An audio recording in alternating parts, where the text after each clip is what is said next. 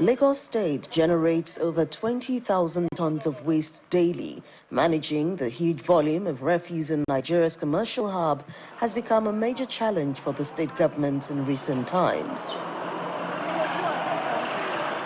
With a population of over 20 million that continues to grow on a daily basis, Lagos State has 4 major landfills, including Olushosun in Ojota, Ewelepe in Ikorodu, Epe, and Badagry, while the 5th one in Igodo area of the state has been decommissioned.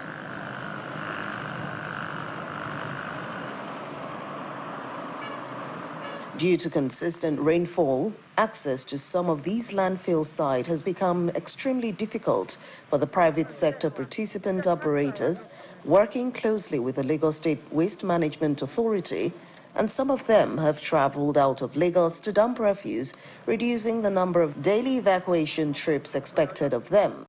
There is a current collaboration, interstate collaboration with Ogun State, where operators are encouraged or are enjoined to travel to Shagam to dump the waste.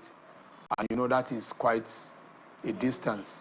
Before now, each compactor truck was doing 2 trips to our disposal site. Sometimes they do 3 trips. And those are the things that we say that it's not the fault of the PSP. The ugly incident and late pickup by the operators has prompted some residents to dump their waste along median. An unhealthy practice that has largely disappeared in Lagos is gradually resurfacing, and concerned citizens call on government to address the issue before it deteriorates.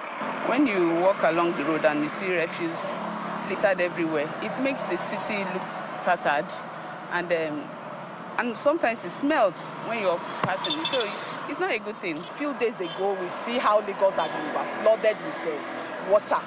But if these waste are properly collected and put to good use, for which some of us that are researchers have been doing, collecting waste, doing sustainability and putting them into good use, people will see the benefit of it. While some residents are denied the service, the national president of the Association of Waste Managers of Nigeria explains that the current government tariff is no longer sufficient for effective waste collection. I have a property in Yanopaja area. They don't come into their estate as often as they should, and yet they collect money. Some areas that are still paying as low as 300 naira per month. Some are still paying, 1,500, 2,000, and then some are paying as much as 5,000, 6,000. And that's why we've been clamoring since 2013, that there has to be a review of the current tariff structure. The state government says strategic measures are already in place to tackle waste management challenge, emphasizing that the traditional pick-and-dump model is no longer sustainable. This place will be one of the transfer loading stations that will transfer about 2,500 metric tons of waste a day to the material recovery sites that will be at Ikorodu.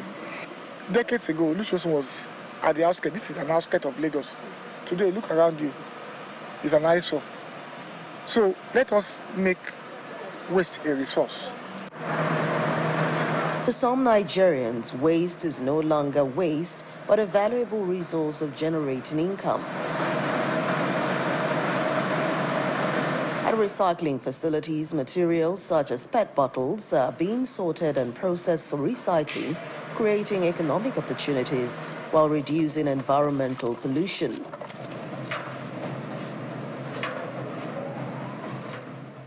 Plastic is one of the byproducts of petroleum. So whatever fluctuation that happens within the petroleum product also affects the plastic. Source your waste, the plastic, the paper and cardboard, the aluminum can, the glass, keep it separate. There are people ready to come in every community who are looking for these things. Some of them will even give you money for that item.